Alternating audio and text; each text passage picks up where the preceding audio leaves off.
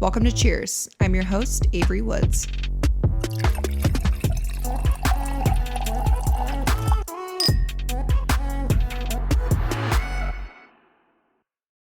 Hi, Victoria. Hi, Avery. Welcome. Thanks. Thanks for being here. And I was just telling her she looks so cute. She coordinated her shirt with her shoes, Stop. and it's everything. When you don't know if it's too matchy or it's just right. I was overthinking it, but I definitely, when I pulled out this top that I haven't worn in 2 years, I was like, this top I feel like Avery will vibe with. I appreciate that. And So I wore it I'm for in you. sweatpants. I really dressed up, but that's just how I roll, you know.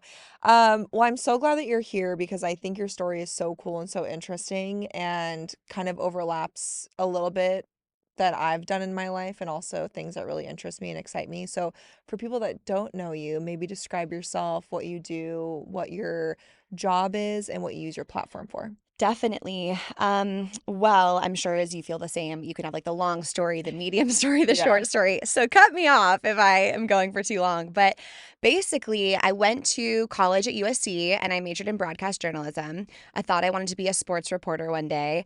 I had loved and played sports my whole life, and I was actually at USC playing indoor volleyball.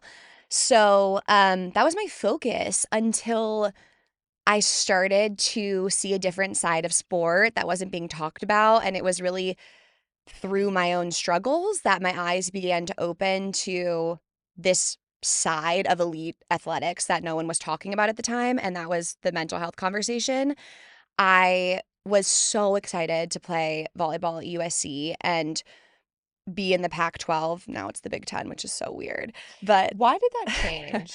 basically, when the NIL rule flipped, so athletes could monetize their name, image, and likeness, which is essentially all we do right Yeah. now. It's crazy to think. I mean, I had a YouTube channel in college, and it was doing really well, and I couldn't monetize it because I would be monetizing my name, image, and likeness, which technically you can't do because you're a college athlete, which never made sense. Like it wasn't okay. Interesting. So that got overturned, and then athletes could make money just because they were themselves. And so then it became this whole money fest, and um the UCLA and USC like left the Pac-12 to join the Big Ten, and now it's just kind of a whole scramble. But when I was there, it was the Pac-12, which now is like vintage, the Yeah, Pac-12. it's OG. I love Yeah, that. it is. So anyways, I was on cloud nine, but started to really struggle with performance anxiety. We were the number one team in the country. I was playing as a freshman, which was amazing on paper, but taking a toll behind the scenes. And as I started to deal with the anxiety, I felt like my whole mental health started to spiral. I also was like totally primed to have an eating disorder because I had always like dieted in high school. I counted my calories. I did all the things I thought were normal, but were definitely not normal. And so then when I got put in this like pressure cooker, that was another outlet for me, was like wanting to restrict and stay in, make sure I was fitting into my high school jeans that I packed, and I wasn't going to like look different when I went home for Christmas break. There's so much pressure, I think, on your body when you go to school. And it was like a hodgepodge of that. And then I fell into a depressive episode, and nothing felt as important to me at that time than just like making a cry for help and talking about what I thought was a huge issue I had zero warning for. Mhm. So that's what inspired me to deliver my TEDx talk my sophomore year of college. And then that really began to lead me on the path of athlete advocacy. And so now I have a nonprofit, The Hidden Opponent, where we do a lot of that work. My platform has grown in a variety of different ways, and I talk about body image and healing from disordered eating and loving yourself. And I now post about my husband and my life, but I always feel like I want to keep this really healthy dose of reality. I never use filters. I never use Facetune or Photoshop. I definitely did back in the day. So I like empathize with people who feel the need to edit their photos. But yeah, my journey kind of started on the internet in the athlete niche and has since evolved. And I feel grateful to kind of get to touch everything and always make sure that it's coming with a big dollop of realness. Yeah. You're one of those people that I just wish I had known, or if social media was a thing when I was growing up, I was able to follow you. And that's how I feel also about Spencer Barbosa, a good friend of mine, because I was always a curvy girl. I was always like, when we moved and I was 11, I had boobs and I was a new kid at school and I had a big butt. And so the boys came up to me and told me that I walked like a duck, like I was pushing my chest out and my butt out. Mm. And I remember being so sad because I was like, it was the complete opposite. I was so embarrassed to have curves that I didn't want to accentuate them. And so I remember eating lunch in the bathroom stall. But then the next day, my mom was like, "What are you wearing?" Because I layered 3 camisoles under my t-shirt to try to flatten out my boobs Mm-hmm. because I didn't have women like you to look up to. It was everyone looked the same. Yeah. And that made me feel so much shame in the way that I looked at such a young age. Like I think about my daughter and I'm like, oh my God, if you were 11 feeling that way, it would devastate me. So Yeah. I just think what you're doing and the way that you're using your platform is helping so many women. You should be so proud of that. Thank you. I appreciate that. And what's so sad about your story is like you were just a kid who was growing and your body was changing, and then you were being like made to feel insecure about something that's completely out of your control and that you probably hadn't even had thought about until someone said something. Yeah. And I find that that's so common is everyone can track back that first comment, and it might have even been a compliment that made them aware of their body and how it looked. And that's why I'm huge on just like not commenting on my friends' bodies. Even if, I mean, I will pride myself on a friend dropping 30 pounds in front of my eyes or gaining 30 pounds in front of my eyes, and you won't hear a peep from me. I'm like, I'm looking at your eyes. Yeah, Like, totally. because you never know if the way they're even losing weight is healthy. You could be glorifying or celebrating like a budding eating disorder, or you could be validating that you never thought they looked right. Like, I just don't want to touch it. Yeah. What you said about not realizing until someone mentioned it, that's literally why I wanted a nose job my whole life, which I ended up getting, which was something that I still feel very happy with that decision. But I was at volleyball camp and I think I was a junior in high school and I never knew that I had my mom's like Italian bump on my nose. Like I never noticed that on my mom. I always thought she was so beautiful. She is so beautiful. My sister has the same nose. And my head was turned to the side and kind of down, and a girl on my team was like, "You have kind of a big bump on your nose." And I was like, "Oh, do I?" And I went to the bathroom and I turned my head to the side to look, and I was like, "Oh, I do have a bump on my nose." And that was the first time I ever realized that other women have like that perfect little swoop. And I was like, "Oh, I don't have that." And then 15 years later, I was like, I'm gonna get a nose job because it still stuck with me, Gosh. which was crazy because I was a teenager. Yeah. You And know, like, whatever, it is so hard to be a woman. it's so It hard. is so hard to Yeah. like not even love your appearance, but just like it and tolerate it with all the mixed messaging we get. So as much as I am like want people to love themselves, I also like want women to be happy and whatever you have to do to feel that way. My mom just came on my podcast Real Pod and talked about she got a lower facelift. Period. And I was like, and I was so pumped that she wanted to talk about that because everyone is always like, oh, your mom looks amazing. And my whole thing's not like, I'm not ashamed my mom did that. I'm like, if you do it, tell people. When people say you look so good, like tell them what you did so that women don't feel insecure. But also like if my friends wanted to get a nose job or they get Botox, like it's not my business, but I think that at least we could focus on transparency for women so that you're not like buying a 6-week bum boot camp to get the butt of this influencer who has a BBL. Yeah. Okay, so I love that you brought this up because this was something I want to talk to you about. So I have been so open about every procedure I've ever done to the point where I've like even recorded some of them and post them to social media. And the way that people years later still hold it against me, like they judge me so much for it and Because you did it? because I shared it, and so they hold it against me. But what I find funny is when you look at these massive celebrities that have obviously had so much work done and they don't talk about it, no one really says anything. So I'm like, which one do you want? Do you want me to not say the truth and show up on camera after having work done? Or do you want me to be honest with you and then you're going to hold it against me? Like it's Why kind of a are they holding lose-lose. against you being honest and like filming it? So I'll give you a backstory. After I had my daughter, I think I was a year and a half postpartum, I got lower stomach lipo. Mm-hmm. And this was at the med spa that I worked at. I filmed the entire thing. Because I did it awake. And I still this is probably like, I would say after I got out of the procedure until now, I've probably lost another maybe 20 to 30 pounds of baby weight naturally. I never did, like, I've talked about how I tried Ozempic last June and it made me so sick. I was like, I can't do. But I always talk about that. Like, I'm never going to be called a liar. I would rather people judge me or be mean, but knowing I'm telling the truth, I'm not withholding any information. Mm-hmm.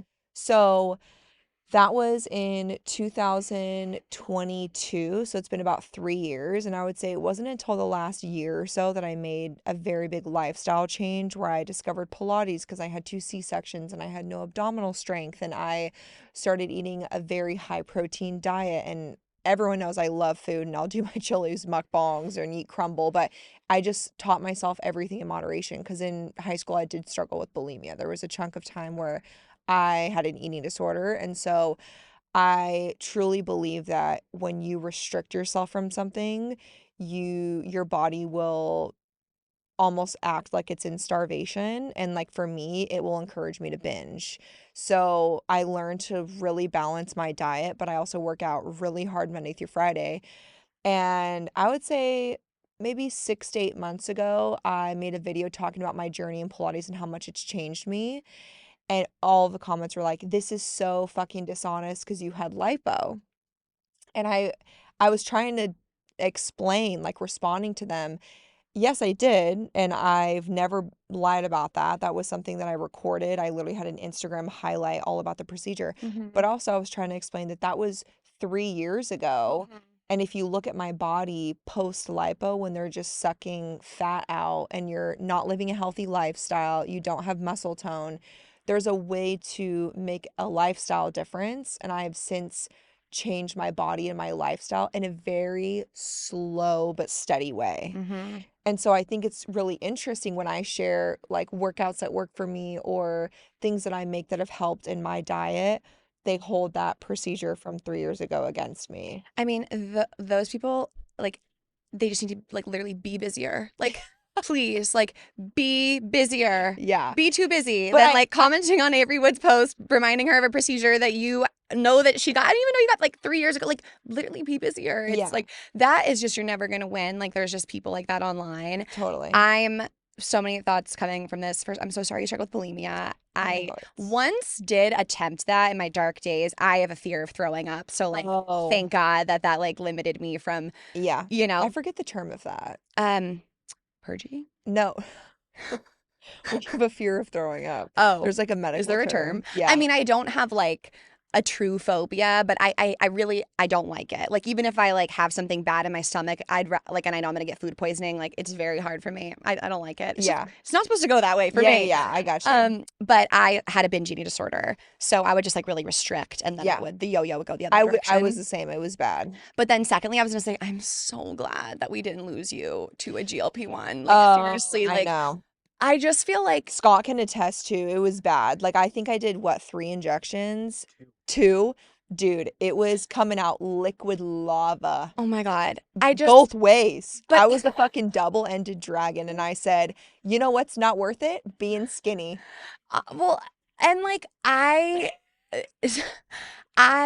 feel like you're someone who it's just nice to feel like you see girls who like remind you of yourself or like you can replicate their style and you feel like you're like I love Florence Pugh. Like she's like Obsessed with like her. you know what I mean? It's like I want to be cognizant of how I said I don't comment on bodies, but in general, when you lose people to the desire of being just uber thin, it sucks because it just feels like there's less and less people. And when you see like your favorite creator suddenly like, I'm like, Yeah. but you were so beautiful. Yeah, Like, and I get what you're saying about Florence because and I won't even say that she's curvy. She's just a beautiful woman and she has a relatable body. And I feel like my entire life I've struggled so much with my body image. And it wasn't until after I had kids that I really gained so much confidence and appreciation for my body because I saw what it was able to go through. mhm. But also, I'm so honest with my audience because I'm not going to come on and be like, yeah, I have a whole new nose on my face and not talk about it, like, or same with when I got a boob lift. Like, Yeah. my boobs were touching my knees Yeah. after breastfeeding, and like that was something that I was so happy to get done because it really helped my confidence. But like I shared the entire process. So it's so interesting because a lot of, especially celebrities, don't talk about what they're doing or the work that they've had done. I actually love that Kris Jenner talked about her facelift. I was just thinking too, I loved when Kylie posted about her her exact boobs. boob job. Totally. Like, please, it's so like for the girls. We like, need more of that. Like, yes, just talking about it. And I think whenever I decide if I get Botox one day, like I definitely similarly want to talk about it. Because if I pride myself on women to talk about it, I need to like, you know, walk the walk as well. However, I have thought about how it's not going to land for everyone. Because some people who follow me will be like, not happy about that, or maybe say, oh, you didn't need it, or this is making me insecure because my crow's feet are worse than yours, or whatever it is. But to your point, like I think transparency and like being truthful is more important, and unfortunately you're not going to win everyone over. No, and at the end of the day, I always tell myself, like, at least I'm being honest. Like, I'm not hiding. There's nothing that's gonna like come out where someone's like, Avery was in our office getting this procedure. I'm like, girl, I vlogged it. Like, you Yeah. can't say shit about it. Yeah. But I literally just did a solo podcast episode talking about my quote glow up and how as soon as I stopped doing as much as I was doing, I feel like I was the best version of myself, both physically and mentally, because I truly believe that less is more. Mhm. And if it helps your confidence, that's incredible. But like a year ago, my face was full of filler. And now that it's all dissolved and gone, everyone's like, you've literally never looked better. Like my teeth actually show when I smile. I Yeah. had so much fucking filler in my lip. I was like, everyone around me, you're all fired for not telling me it looked like a bee attacked me. It's so hard to like, when someone is really looking in the mirror and seeing one thing, it's hard to like convince them or tell them that they're beautiful. And I think just this whole conversation is like, just it exemplifies how much pressure and attention like women feel to put on their appearance. And also I'll just see scrolling, it's like I want to like shake people and remind them there's so much more to life than like the size of your jeans, how your face looks. Like, are there things I could think about changing about my face? Sure, but like I just think it's a rabbit hole, and if you start to go down, it's like Alice in Wonderland. Like you're going to fall, and then you're going to be believing and getting brainwashed. And I would just I love to see for women the conversation be moved to like what you're accomplishing, the friends that you keep in your life, like the relationships you build, how you show up for women. I saw this thing the other day about how even when you meet like two toddlers and one's a girl and one's a boy, you say to the girl, you're so cute, look at your little piggy tails, she's adorable, she's gonna be so pretty. And the boy, it's like, do you like sports? Yep. Do you like to run fast? Yep. You're gonna build this. It's like from such a young age, women are like a currency for me is how I look. Yeah, totally. And so I think especially when I was healing from my body image issues, I don't weigh myself anymore. Sometimes I'll barely even look in the mirror if I know it's one of those days. But I had to really take a break from photos, delete my Facetune, and do some healing to then kind of come back into my life and not be triggered by how I look in this group picture, or leave an event and have not gotten a photo. That's something that also, like, on the one hand, I'm like, yes, slay. If I walk down the street and I see two girls taking pics, I will always holler a compliment, like, you look incredible, because it's so fun. Yeah.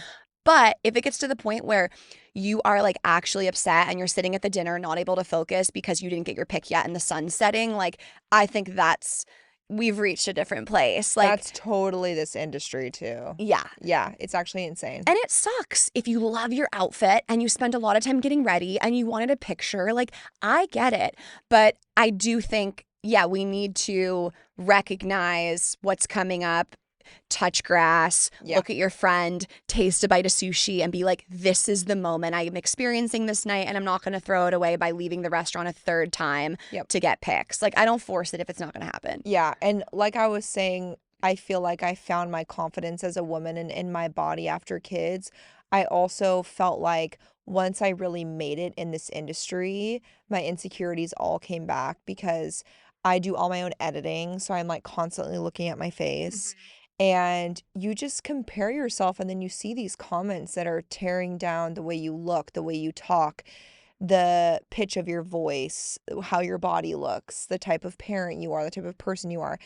And then I got to a point earlier this year where I just stopped looking at every comment. Yeah. I was like, what's the point? Like, Yeah. I'm posting stuff that just genuinely makes me happy. And if they want to judge me and who I am as a person for seeing less than 3 minutes of my day, then that speaks so much more about them than myself. Yeah.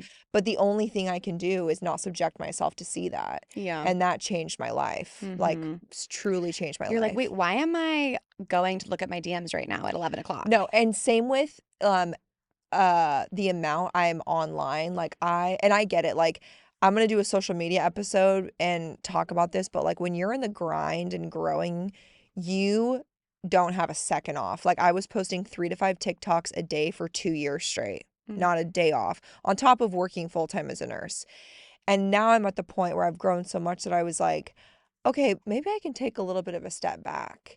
And I'm like, wow, I feel like I've missed so much life. Like what you were talking about, enjoying the dinner, living in the moment, not being on your phone, not worrying about taking a photo, going on a date with my husband and not having to take an outfit video for TikTok. Like, Yeah. it's so refreshing. Yeah.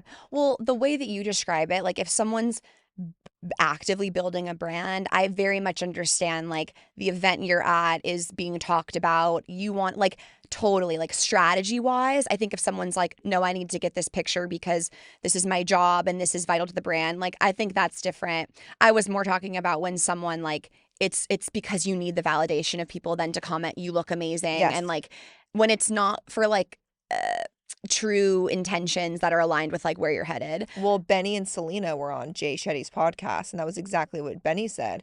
He was like, they were talking about how Selena turns her comments off, and Benny was like, there's two reasons to read comments. One is to fluff your ego, or two is to soak in the misery of all the negative shit people have to say. Why do you need either one of those? And I loved that.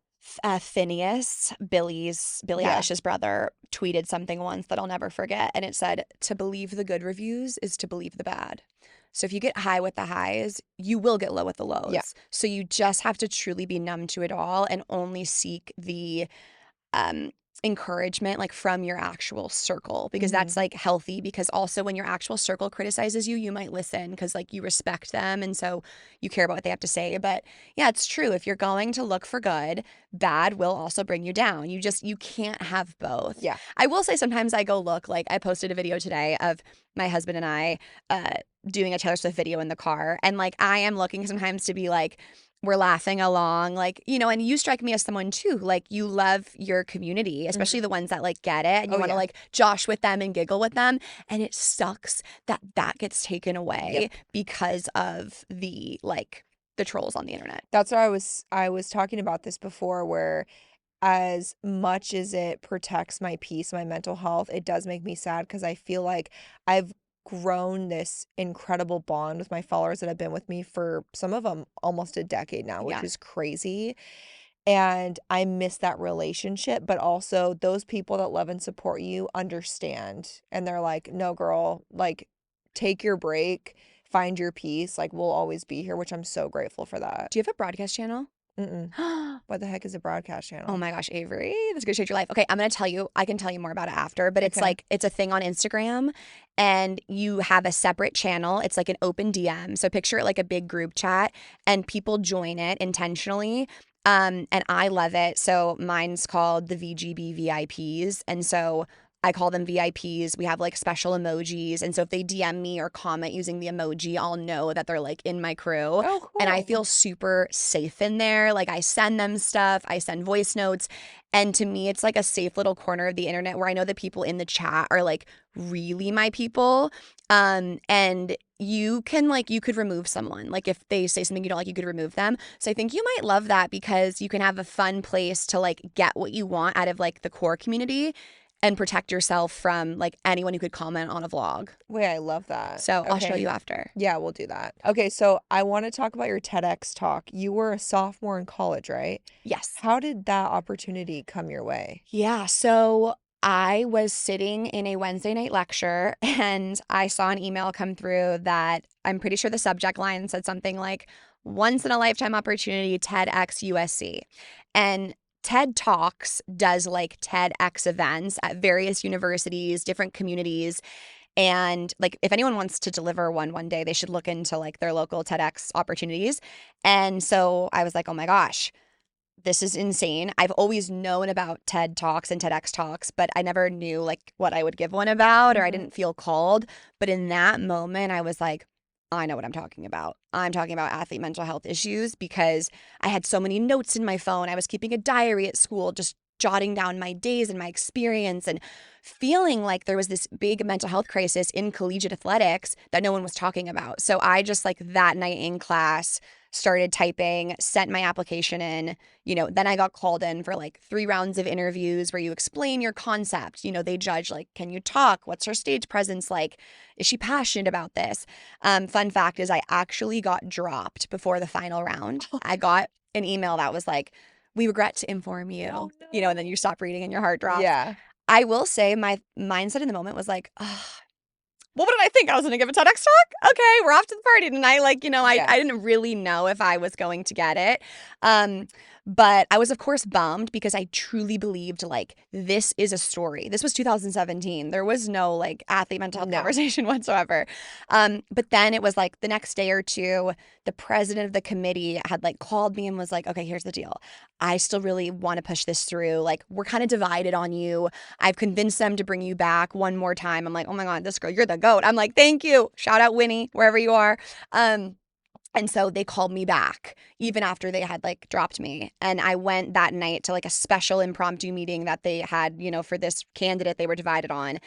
And I truly believe I like scared them into it because I was so driven. And I looked at them and I was like, I said, look, I don't know who you're interviewing. I don't know what they're going to talk to you about, but I promise you like this conversation and what it means to me like is everything. And I just know the world needs this.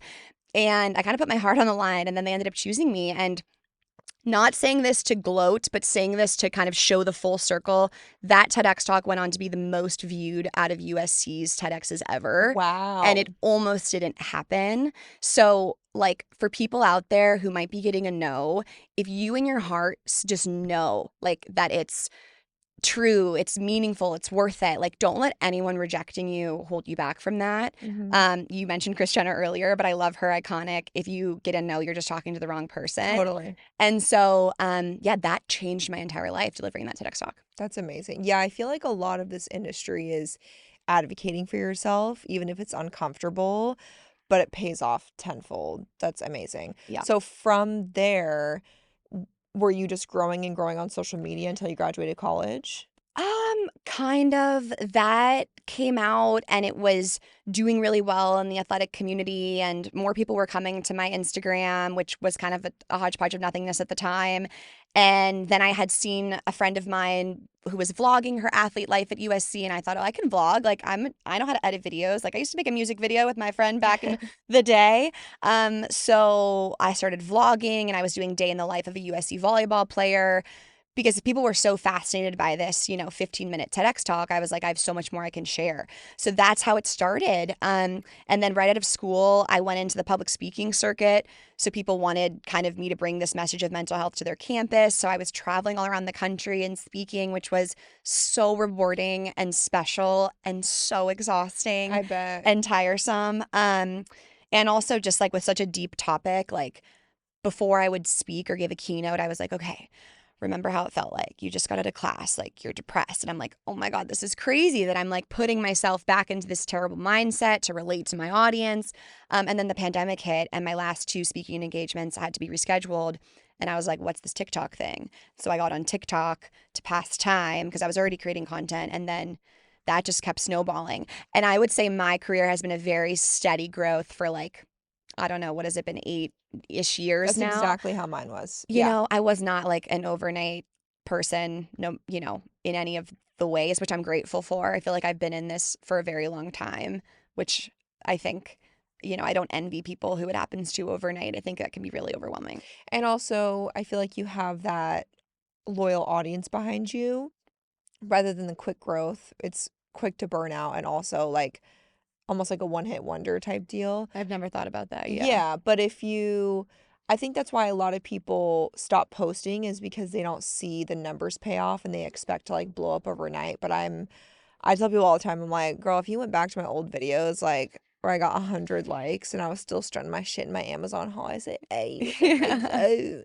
But it just takes time and also consistency, Yeah. you know? Yeah. So you graduated and you studied broadcast journalism? Yeah. And then what'd you do after college? I went right into public speaking. So I Wow. remember I had booked out a full year of speaking, and I remember literally talking to my parents and being like, so this speaking circuit that I'm booked to do is going to equate to more than probably my starting salary as a journalist. Yup. I want to pursue this. And actually, I don't remember being at that big of a deal, because I literally was like, here's all the engagements, here's all the contracts, here's what I'm going to make. Like, this is a legitimate job. And then, yeah. And then I started to slowly pick up, my first brand deal, and then monetize social media. And then I had done like 50 episodes of my podcast Real Pod fully myself, recorded, edited, brought my laptop to a person's house and interviewed them on my Yeti from Amazon. And then I started with a Yeti too. yeah, who doesn't? And then 50 episodes in, I got signed to Dear Media and started monetizing. So yeah, slowly just like building up the revenue streams. And I feel really grateful that every year, knock on wood, has continued to be more successful than the previous. So I feel super blessed, and now at a place in my business where, to what you said, like, I've been able to pump the brakes a little bit and enjoy. And I definitely think I've exited my really intense hustle area. I was talking about this with my sister-in-law last night. When you start your career, you hustle because you have to, and then you get to hustle because you want to. Yes. Because you're just driven and ambitious and you just want to achieve great things. And that hustle's so much different because it allows moments for the in-between. So I think this past year for me has been like working smarter, not harder, making sure my yeses are really intentional, not burning myself out. And I feel really grateful, yeah. Yeah, and also being able to pick and choose feels like such a privilege for me, of what I'm able to share in my life or what I'm choosing to share.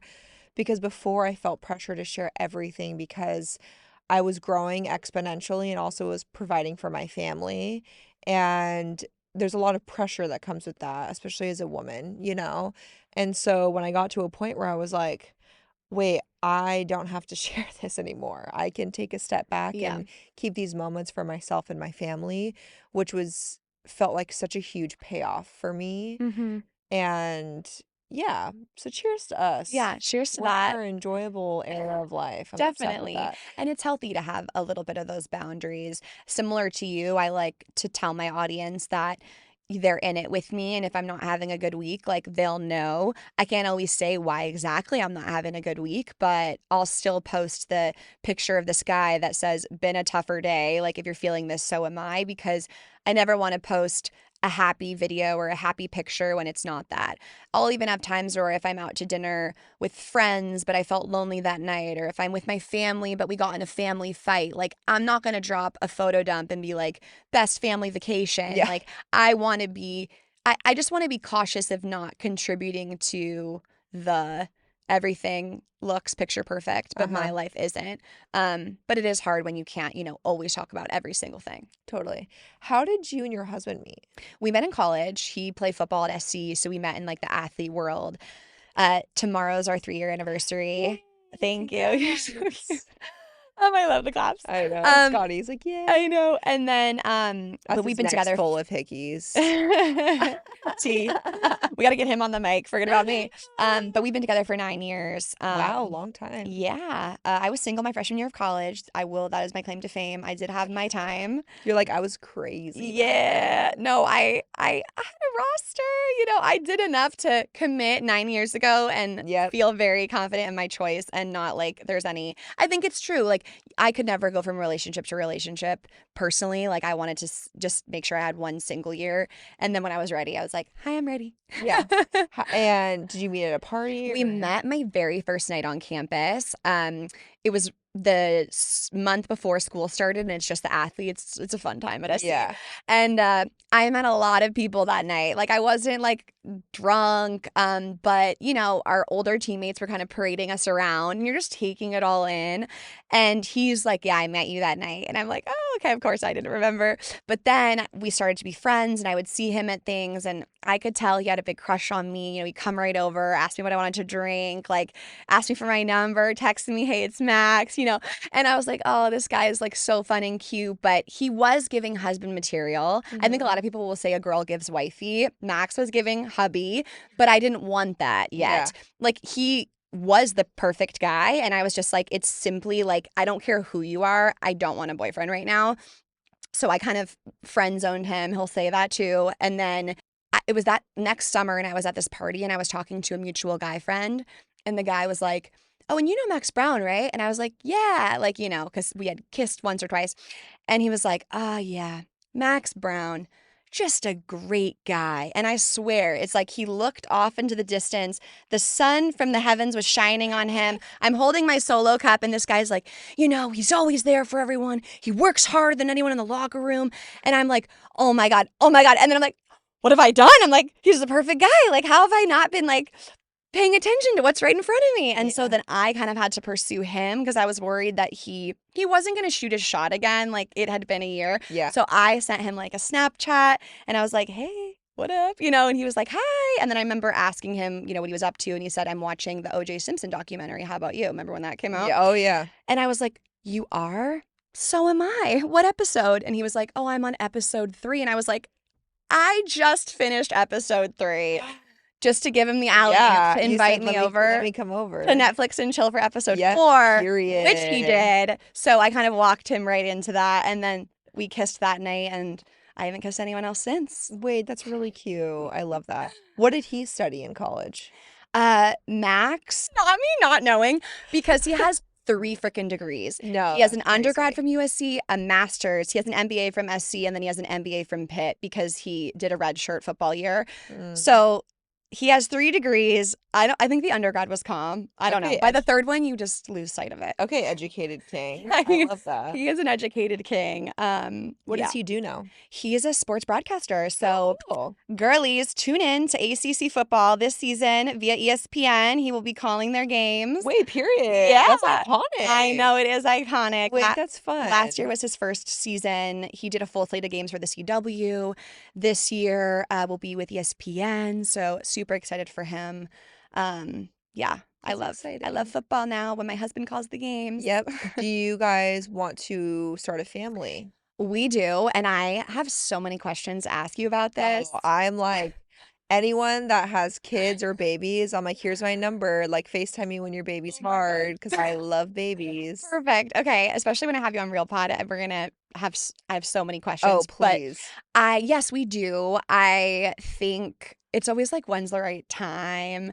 I feel like in a year from now, I would be shocked if I wasn't really having baby fever, but I don't have it at this moment, so you never know when it can hit you. Yeah. I will say though, 100% I've already like chat GPT'd what our conception window must be, because I am not delivering a baby in the fall when he's gone every single weekend for 4 months. Nope. That sounds crazy. So Yeah. I must be delivering between January and July. Okay, perfect.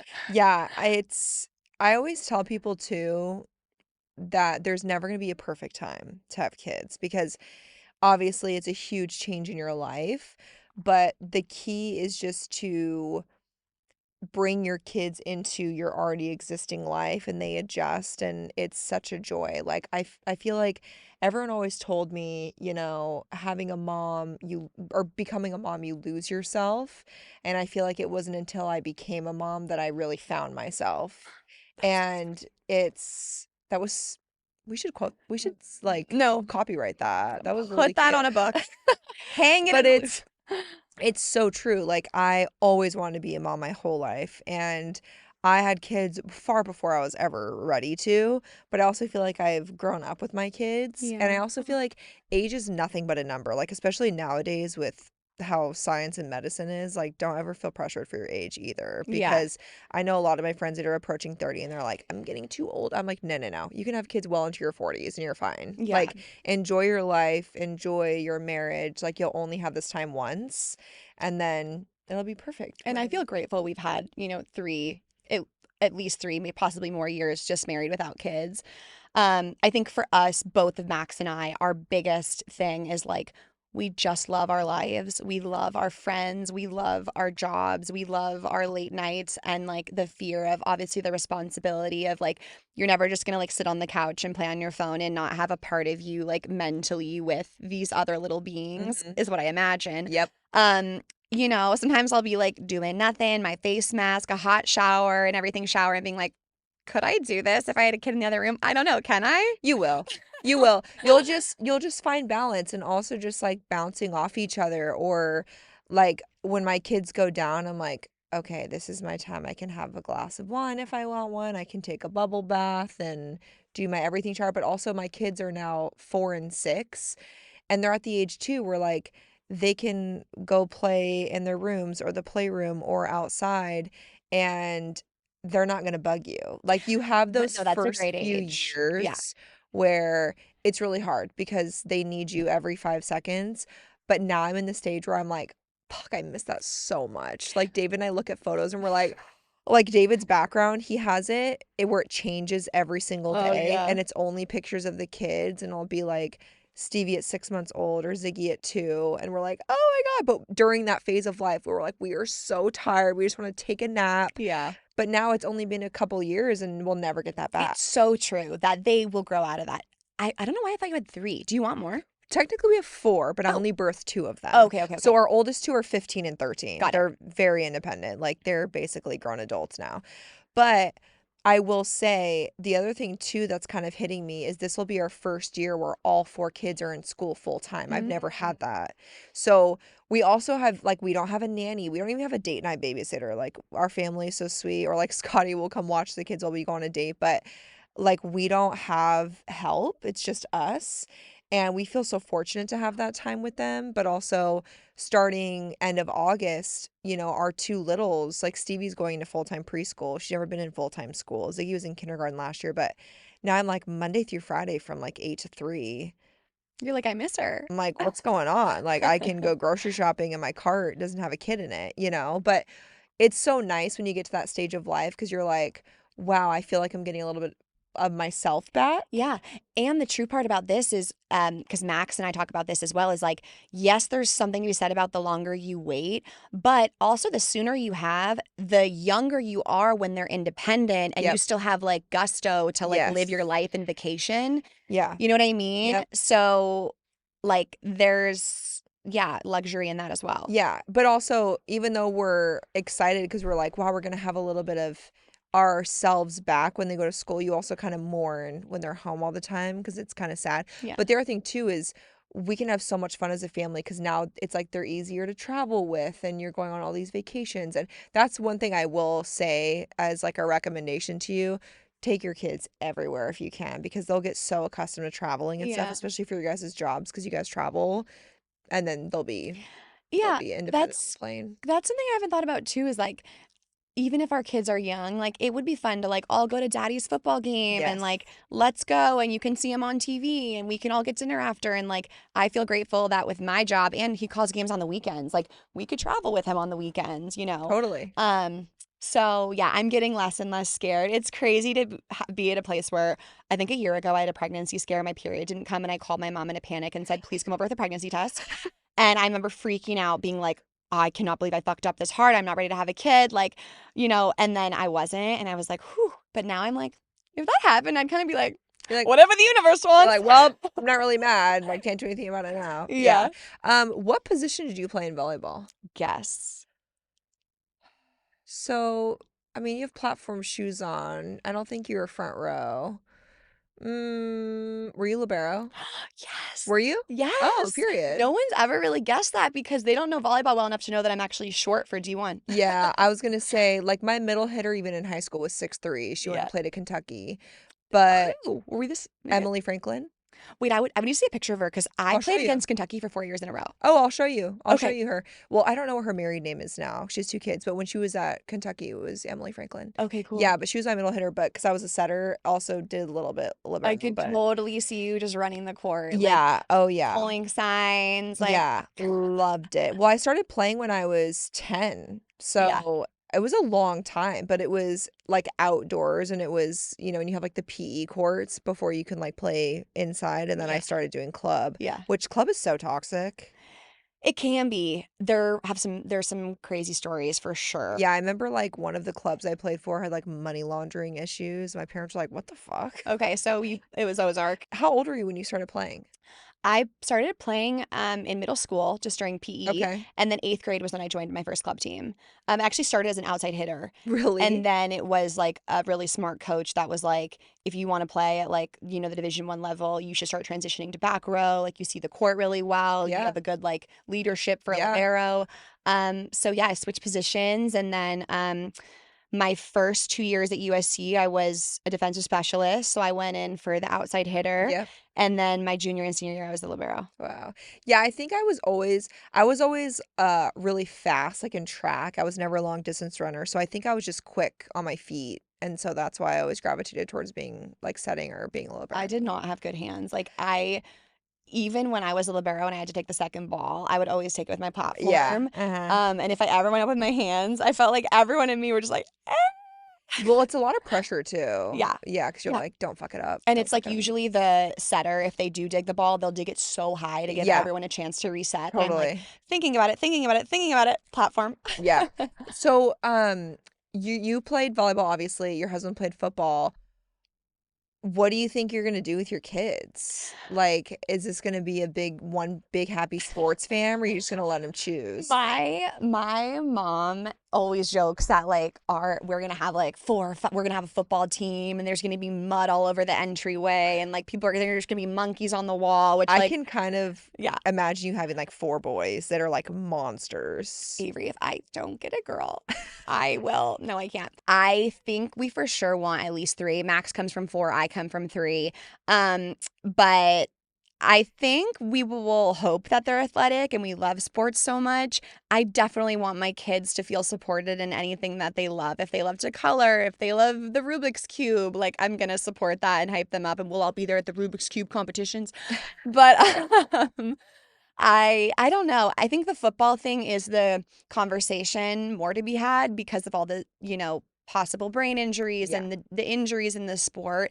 I don't have a totally strong feeling yet. I'm like, I'll cross that bridge when we get there and we see Sure. where the game's at. I mean, rules can change. Who knows? Also, if it's like Max's dream to have his son try to play football, I don't know if I'm going to keep them from it. I don't know. So I have to see. But yeah, I mean, hopefully they like enjoy sports. But if they don't, we'll be at the musical theater performance. Yeah, I love it. Yeah, I'm always on edge though because I come from PICU nursing and so I always got the kids that were injured in sports. And so I'm so on edge. My husband's like, you need to calm down. I'm Yeah. like, well, if you saw what I saw. What was like the then-" worst thing you saw? Probably not something I can say on here, but I worked in a level 1 trauma, so I would see like freak accidents. Like I've seen Wow. like obviously like really bad car wrecks, unfortunately really bad child abuse, a lot of like teenage accidental drug overdoses. So like a lot of kids that are buying weed on the streets and then not knowing it's laced with fentanyl. No, that for sure. Like I am just never take like huge on never take a pill. Like I want to be super close with my kids where they feel like I don't want them to be afraid of getting in trouble. I want them to be like, I know I can come to mom and dad with anything and like talk it through. I feel like that's how my parents were with me. I would tell them, we're going to this house. There's no parent supervision. There's going to be alcohol. But like, I was a good kid. I was smart and I told them everything. And like, I came home when I said I would. And they liked my friend group. I just think honesty is important to keep with your kid Oh yeah. because that's when they feel like they can't tell you things. And then they think they can make this big choice at 15 and they can't. Yep. Yeah, we actually already had this conversation with our teens because we were like, look, we even said we would have our lawyer draft up a contract so they know that they legit can't get in trouble. But we always said like, hey, Wait, what do you mean? so we are gonna have our lawyer draft up a contract for the kids and tell them, hey, you're gonna get invited to parties. Our oldest just went to high school. She's a Yeah. freshman.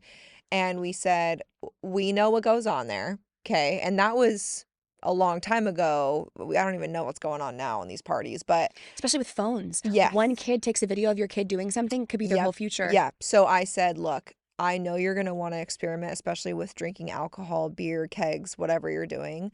But I said, you have certain rules. You will call us to pick you up. You're not getting behind your wheel. And you're sure as hell not getting behind someone else in someone else's car where you don't know if they're inebriated or what's going on, how late it is. I said, no matter where you are, you call us. We will pick you up. You're not going to be in trouble. You just need to be honest with us, but we're never going to hold it against you. We're never going to take away privileges unless you're acting, Right. crazy and like taking advantage and your grades are slipping. Okay. But we just want them to know that they should never be afraid to call us, to have us come grab them or pick them up wherever they are, no matter what's going on. Because we're Yeah. never going to judge them. We take that as them being responsible and open with their parents. Yeah. Because I Yeah. never had that. My parents were not okay with anything. They were not, they didn't have I've told my dad this before, like I'm very close with him, but like they didn't have a welcoming presence that made me feel safe in like opening up to them. Mm, And so I hid everything I was doing. And I wasn't a bad kid by any means, but right. like, of course, I'm hanging out with my friends at parties and stuff, and like kids are doing cocaine. And I was like, what the fuck? Like, I literally remember being like, what is that? That I was so that is innocent. insane. I remember people doing that too. It's crazy to think how young we were and like that kids were Yeah. doing that. It's like, Yeah. yeah, and you hope, and honestly, all of this comes back to, I've been thinking about this a lot because there's the whole nature nurture conversation. Your child having a really high sense of self-esteem. That doesn't mean that your kid thinks they're the prettiest in school. Once again, it's like deeper. Your kid knows they're loved, they're supported, they're smart, they're worthy, they deserve respect, and like don't feel the need to be peer pressured. Don't feel like they have to do what the cool kids do. I Mhm. always knew my friends would still like me if I didn't drink or I was like the last one to drink. And I think if you can really foster high self-esteem, your child would be more empowered to make like the right choice and not the choice that everyone else around them is making. Yeah. Well, I'm excited for you to be a mom because you guys are going to be great parents, just even talking to you about it. It's important to have that mindset because I feel like a lot of people are like, my kid will be this, they'll do this. And No. it's out of your hands. Like, even Yeah. I remember being pregnant with Ziggy and like making all these plans for him, but he came out and he's his own person. Yeah. And I love watching him discover himself in his own journey, Yeah. It's so funny you say that because Max and I were just talking about how we don't ever understand how parents could fall so into keeping up with the Joneses that they don't put their child first. Yep. This is silly, but did you watch Ginny and Georgia? Obsessed with that show. Obsessed. I just binged the whole thing this It's year. so good. But the fact that I forget the name of the sweet blonde mom across the street. Oh, The fact that your kid, she was in Schitt's Creek. yeah, He's depressed. Marcus's mom. Yeah, Marcus is very depressed, Yeah. really needs help. He's drinking. And she's so like, he can't be held back. He can't miss school. I will never be that way. Like, I think I like the fact that you could ignore a kid's like well-being because you want them to like go to school with their class. Like, yes, they're going to have more hardships if they have to go to a rehab or get held back, but like health of child should always come first. Well, Like, also the rest of their life. yeah. Like, if you continue on that journey, what's the rest of their life look like? Whereas if you deal with this now head on Right. and are open with them, Right. then And the reason they don't, I guess maybe also, I'm so glad we're talking about a fictional character. I would never like Yeah. judge a true mother. Oh my God, I wouldn't. The fictional character, though, is very much like, I want him to do what everyone's doing so he doesn't have more problems. But it's like, girl, this is the big problem. totally. So, I want to ask, who are some people that you follow on social media that are very body positive or you think have good messages Ooh. that you look to? Well, you mentioned Spencer Barbosa. Love I her. think she's such a queen. I love that she's like, also the fact that she's like young and Dude, I met her in the Hamptons in 2023. I think she was like 19 then. And I didn't know who she was. I hadn't followed her yet. And she came up to me, had the most amazing conversation. I was like, "Who are you? What's your name?" And I looked her up and I said, "Holy shit." I was like, "You are so successful. You're a Yeah. baby." yeah. But what I love is that not only is she successful, but she is such a incredible message. She's so emotionally intelligent, mature. I'm just Mhm. obsessed with her. Yeah. I love her. No, she's a doll. And I want to shout out Jamie Caroma, I believe, is an amazing body positive advocate. And then also love my girl, the Birds Papaya. Oh, I love her. Yeah. I followed her forever. Sarah Nicole Landry, such a queen. Love She's her. so sweet and like supportive to everyone. And just, yeah, I love everything she does. Also, I was so sad because I missed you at the Rare Beauty event because I was traveling. I had so much. Well, oh, the second one. Yeah. I missed you at the first one at Nobu. Oh. I had so much FOMO. I couldn't make it that night. And you know, when you just like see everything on the line and you're like, Yeah. and I love sparkles. That's how I was because so Rare a couple months ago sent me this unlabeled package and it had nothing on it. And I was like, what the fuck is this? And it was their perfume. And when I tell you I've never gone through a perfume so fast, it made me so excited. And so when I was out of town for the launch, I was so bummed because I just love them and everything they stand for. And I feel like that's such a great brand too that aligns with Rare you.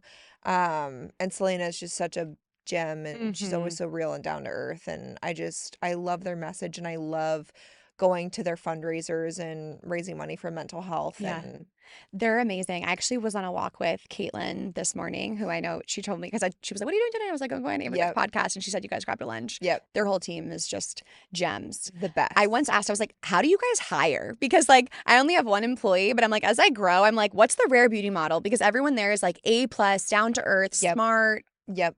Yeah. I know. I got brunch with some of the girls when we first moved and I was like, it's so nice being here with everyone because I was traveling so much. Yeah. When we lived in Arizona and it's just nice to have like a community here, you know. Okay, we're going to do a quick rapid fire to wrap up. You ready? Ready. We have crazy questions. What's been the highlight of your week so far? The highlight of my week so far, the fact that Miss Taylor Swift announced TS12 and the fact that she's going to be on Travis's podcast tomorrow. I saw that and I love it. She's like, oh my God, I'm on your podcast. She looked fire. No, she's so gorgeous. Also, the way that he goes, it's color for your eyes, sweetie. I know. You know what I'm talking about? I know. Avery's like, I'm not in the lore that deep. Oh no, Scotty thinks he's so hot. No. Scotty loves Travis. So hot. Scotty loves his fashion. He is my inspiration for my husband Max. I literally just bought Max. If you check out our anniversary post that's happening tomorrow, you'll see Max's shirt for dinner. It's like a sweater, short sleeve with a collar V-neck. Is that not Travis Kelce to a T? Like what David wore in our family photos the other day. Yay. I'm literally like, so Max, cute. my inspo for you is Travis Kelce. I love. Oh, the GQ. I need to read the whole thing. I saw that today. I'm like, there's so much going on. I need like a full day to take it all in. Scott has Travis's GQ spread just framed all over his place. Just pictures blown I love out. you. Mostly from the waist down. Kidding. Okay, what's your go-to comfort movie or TV show when you need to recharge? Comfort movie or TV show. I love Friends. It's bad I've never seen it. Yeah. I know. It's so good. You don't even have to, it's not even like daunting. Just put it on in the background for like a day. But then like, what if I don't know what's going on? You know? You'll get to know the characters. Like, it's really. I get overwhelmed when there's a lot of seasons of a show. It's not that. You can literally watch season 5, episode 3, season 2, episode 6, like, and you'll pick right. Yeah. Pick right in, pick right up. It's okay. I got what you're saying. You know what show I recently binged that I had never seen because I was so tired of people giving me shit for it, was Sex and the City. And that was one that I was like, my life is complete now. You loved it, yeah. It was incredible. Have you seen it? I've seen enough to like totally get it, but I was not like an avid watcher. It's incredible. My entire Pinterest is like Carrie Bradshaw quotes. It's actually unhealthy. And I just love when a show has like a really awesome style. I love when it's women that are all in their 30s. Yeah. Because that never happens anymore. Everyone's, True. You know, so young. And then you like get to your next phase of life and you're like, I don't relate to those people at all anymore. Yeah. So I love a Sex in the City is still relatable 25 years later. Yeah. It's cool how they're still, I feel like nostalgia is like very in. And the fashion. Everyone loves it. Like Jonas Brothers with Demi Lovato recently. Like, oh, I lost my shit when I saw that. I paid so much money to go to a Demi Lovato concert when I was like, I think I was like a senior in high school. Yeah. I went with my friend off my Starbucks paycheck. And what's happening with Hannah Montana? Oh, they're doing something. Because my best friend texts me every day. She's like, so we're getting tickets. Yeah, and I'm like, we have to. I want her to announce what it is. Okay, well, I'll join you. Okay, what's an ideal date night look like for you and your man? Oh, honestly, my favorite nights with Max are when we are home. And sorry, I don't know why I just queued that up and then just goes when we're home. No, that's Um, me. I I'm a was, homebody. yeah, when we are home, maybe a glass of wine, maybe a little gummy. Um, Did you hear I that? think that's why Thank I think God. that's why I delayed talking because I was like, do I say it? Do I not? Do I say it? And the whole time, all you're seeing is home. No, that's us. Yeah. Um, and then like if there's a season of Survivor and we're catching up on 2 Oh, you're episodes. Survivor people. Yes, we love Okay. it. Like that with Max. And then also we love like listening to music and like talking. What song instantly puts you in a good mood? Anything Taylor Swift puts me in a good mood, to be so honest. She's a Swiftie. Specifically if someone's just bumping Fearless, Oh, okay. that gets me going. What's your favorite album?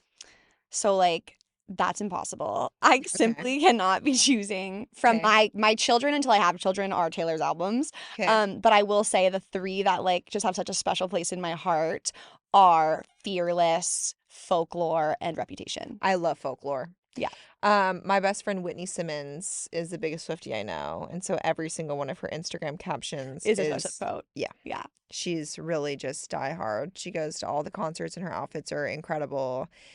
And she made me have a new appreciation and love for Taylor because I'm not like a big pop Yeah. music girl. No, you just need Folklore, Evermore. Did you like Tortured Poets Department? Yes. So Mhm. when Evermore and Folklore came out, that changed my life because we're very like calm acoustic people. My husband plays guitar. I played piano a little bit growing up. Ooh. So we like slow, chill music unless I'm in like an EDM mood and then I'm going Yeah. crazy. But I just was never into like really poppy music. But I really admire her work ethic, how kind she is, like how much she gives back. Mhm. Also, like coming from the PICU, how much she goes to children's hospitals just makes me so happy. I think she's amazing in every way. And I will say, like, my favorite is converting a non-Swiftie who's open but doesn't really get it and like spend one night with me. I would pay. Dead ass. You're like, let me take a gummy. We're going down a Taylor Swift Yeah. rabbit hole. No, right I now. know. And honestly, oh God, where would I even start? There's so many things, but where I do like to start for people that I think this just really gets them interested is starting with the Look What You Made Me Do music video. Oh, I think that has so many interesting things, so many Easter eggs. At the end, she's got lined up all the Taylors, the different versions. Yep. Anyone know what I'm talking about? Yeah. Yep. Yeah. Scotty, I knew you wouldn't let me down here. And it's just like iconic because you can then explain the banter. Like I like to start there with a bang. So that's how I am with Beyonce. First concert I ever went to when I was 6 was Destiny's Child, and so yeah, I could. I mean, did you see the Renaissance movie? I didn't see the movie, but I need to see it. I saw. Well, it was only in theaters and you can't stream it anywhere. Oh no, I'm sad Yeah, about that. but I just went to Cowboy Carter and I think they're doing another documentary and I'm so excited because her daughter has been like No, the star of the killing show. it. I think Beyonce's incredible. I wouldn't say I'm in the beehive. I don't think I'm worthy, but I will say I grew up watching Dreamgirls, and I think that Oh makes me my God, I a love special it. caliber Yes, of Beyonce and yes. J Hud fan. But I love that Taylor was in her background vocals of her new album. Really? Yeah. How did I not know that? Yeah. So you'll hear, I'll show you the song, but you can hear Taylor's voice in the background because her and Beyonce are very close. I knew that. I wonder why they haven't actually collabed on a song yet. Probably because they're just too iconic. I think it would just Right. It's like break the world, yeah, you know? we simply can't like destroy the world. Yeah. When Miley came out too, like the fact that Miley that did was a song really with that was Beyonce. so Oh, good. okay. Anyways, last question. What's a skincare product that you currently cannot live without? We're big in skincare here. Yeah, I obviously love the Hailey Bieber glazing milk. Obsessed. I will just always be refilling it. Just use that in the car. Something I want to shout out that might be a bit more, it's not that niche because it's Summer Fridays, but might be a bit less like well known is the Summer Fridays jet lag mask. Oh, I'm obsessed. No. So is that basic?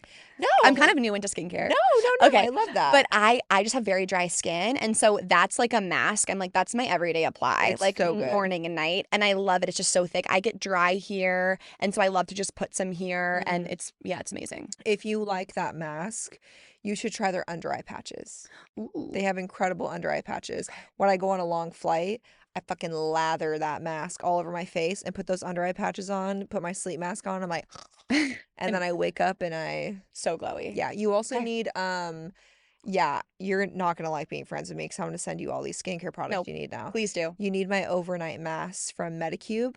Okay. You just put them on your face and you sleep with them.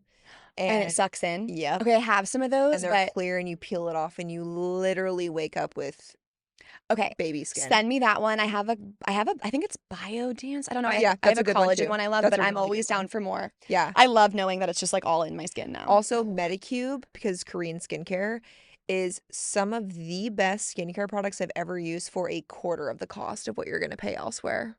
Okay. Like, you have to check it out. Korean skincare like truly just kills it. Yeah, it's crazy.